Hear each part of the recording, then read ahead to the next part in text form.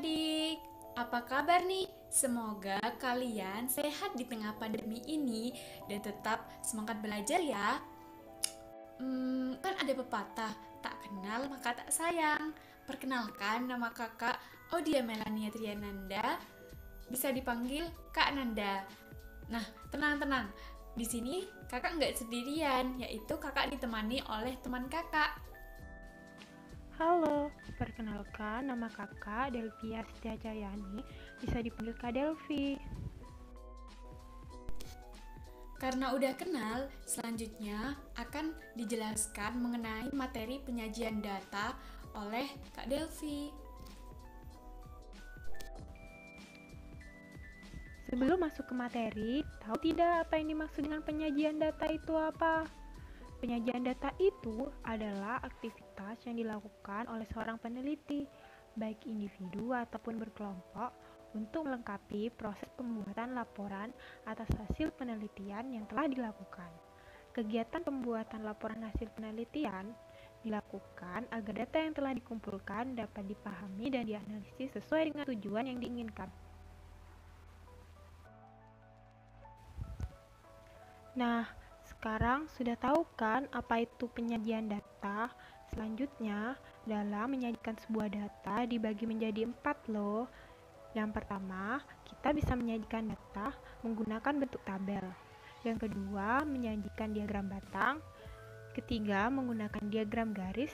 Dan yang terakhir, diagram lingkaran.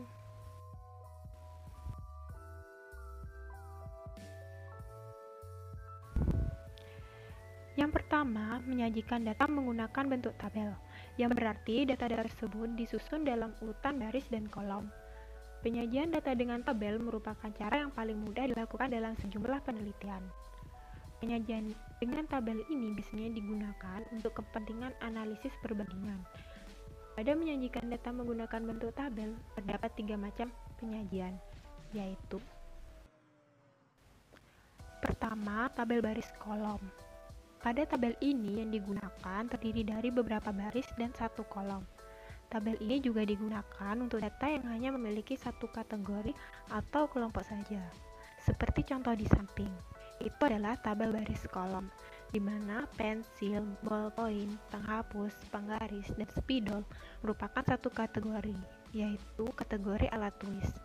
Dan tabel tersebut juga terdapat baris yang berisi jumlah dari alat tulis tadi. Kedua, tabel kontingensi. Pada tabel kontingensi ini, data yang digunakan lebih dari satu kategori atau kelompok.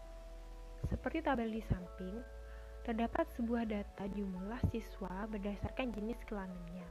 Maka data tersebut memiliki dua kategori, yaitu kelas dan jenis kelamin siswa pada setiap kelas. Ketiga, tabel distribusi frekuensi. Tabel ini digunakan untuk data yang dikelompokkan dalam suatu interval atau selang nilai. Setiap interval nilai memiliki frekuensi atau banyak data. Biasanya tabel ini digunakan ketika data yang didapat cukup banyak. Data tersebut disajikan dalam tabel ini agar bentuknya menjadi sederhana. Tabel di samping terdapat hasil ulangan siswa kelas 8A, maka nantinya dikelompokkan berdasarkan nilai ulangan siswa. Yang mendapatkan nilai 61-70 dalam kelas 8A terdapat 7 siswa. Dan 7 siswa ini kemungkinan memiliki nilai 61, 62, 63, 64, 65, 66, 67, 68, 69, dan 70, atau antara nilai 61-70. Selanjutnya, ini adalah contoh soal dari menyajikan data dalam bentuk tabel. Jika diketahui data nilai ulangan dari 20 siswa adalah sebagai berikut, yaitu 57, 87, 85, 75, 60, 95, 85, 78, 96, 73, 65, 80, 90, 84, 87, 78, 90, 95, 65, dan 63. Susunlah data tersebut dalam tabel distribusi frekuensi. Dengan cara penyelesaian pertama, buat interval atau selang nilai. di mana interval atau selang nilainya 51 sampai 60, 61 sampai 70, 71 sampai 80, 81 sampai 90, dan 91 sampai 100. Berikutnya kita kumpulkan ke-20 nilai tersebut berdasarkan interval atau selang nilai tadi dan didapatkan seperti tabel di samping dengan interval 51 sampai 60 sebanyak 2 siswa, interval 61 sampai 70 sebanyak 3 siswa, 71 sampai 80 sebanyak 5 siswa, 81 sampai 90 sebanyak 5 siswa, dan 91 sampai 100 sebanyak 5 siswa. Dan jumlah siswa sebanyak 20 sesuai dengan data nilai ulangan di atas. Kedua, menyajikan data dalam bentuk diagram batang. Biasanya digunakan untuk menggambarkan perkembangan suatu objek dalam kurun waktu tertentu. Diagram batang ini cocok untuk menyajikan data yang variabelnya berbentuk kategori seperti nilai ulangan, jenis pekerjaan, hobi, dan data tahunan seperti harga barang dari tahun ke tahun, besar keuntungan dari tahun ke tahun. Diagram batang di sini berbentuk seperti persegi panjang. Seperti pada gambar di samping, terdapat data ukuran sepatu siswa kelas 8B, di mana dengan ukuran sepatu 37 sebanyak 8 siswa, 38 sebanyak 9 siswa, 39 sebanyak 11 siswa, ukuran sepatu 40 sebanyak 4 siswa, 41 sebanyak 3 siswa, dan 42 sebanyak 1 siswa. Selanjutnya, buatlah sumbu datar dan tegak yang saling berhubungan. Sumbu datar menyatakan kategori ukuran sepatu siswa, dan sumbu tegak menyatakan banyak data dari masing-masing ukuran sepatu siswa. Dan didapatkan seperti diagram batang di samping. Berikut adalah contoh soal dari menyajikan data dalam bentuk diagram batang. Nilai rata-rata ujian dari SMP Tunas Bangsa tahun pelajaran 2011 sampai 2013 ditunjukkan dalam tabel berikut. Coba buatlah diagram batang dari tabel tersebut dengan data seperti di samping. Seperti sebelumnya, buatlah sumbu datar dan tegak yang saling berhubungan. Dengan sumbu datar menyatakan kategori yaitu mata pelajaran dari data tersebut, dan sumbu tegak menyatakan nilai dari mata pelajaran. Dimisalkan diagram batang warna biru untuk tahun 2011, warna oranye untuk tahun 2011, dan berwarna abu-abu untuk tahun 2013. Selanjutnya, kumpulkan nilai dari mata pelajaran dari tahun ke tahun dengan Bahasa Indonesia pada tahun 2011 dengan nilai 8,37, tahun 2012 dengan 8,86, dan 2013 dengan nilai 8,73. Pada mata pelajaran matematika pada tahun 2011 dengan nilai 9,02, tahun 2012 dengan nilai 8,89, dan 2013 dengan nilai 9,20. Pada mata pelajaran IPA pada tahun 2011 dengan nilai 8,67, tahun 2012 dengan nilai 8,90, dan tahun 2013 dengan nilai 9. Pada mata pelajaran bahasa Inggris pada tahun 2011 dengan nilai 8,87, tahun 2012 dengan nilai 8,50, dan tahun 2013 dengan nilai 8,97, dan menjadi diagram seperti di samping. Yang ketiga, menyajikan data dalam bentuk diagram garis yang digunakan untuk menyajikan data yang berkesinambungan atau kontinu. Misalnya, jumlah penduduk tiap tahun, hasil pertanian tiap tahun, ataupun jumlah siswa tiap tahun. Sesuai namanya, pada diagram garis, data akan digambarkan membentuk garis. Langkahnya hampir sama dengan diagram batang. Hanya saja langkah akhirnya yang berbeda. Adik-adik hanya perlu menarik garis secara berurut dari titik-titik yang telah disesuaikan dengan data. Misalnya pada gambar di samping, yaitu tinggi badan siswa kelas 7B yang digambar dalam bentuk diagram garis. Pada sumbu mendatar terdapat tinggi badan, yaitu 145 cm, 146 cm, 147 cm, 148 cm, dan 149 cm.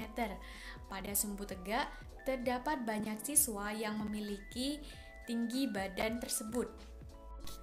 Sehingga banyak siswa yang memiliki tinggi badan 145 cm yaitu ada 5 orang, 146 cm 6 orang, 147 cm 10 orang, 148 cm 5 orang, dan 149 cm sebanyak 4 orang.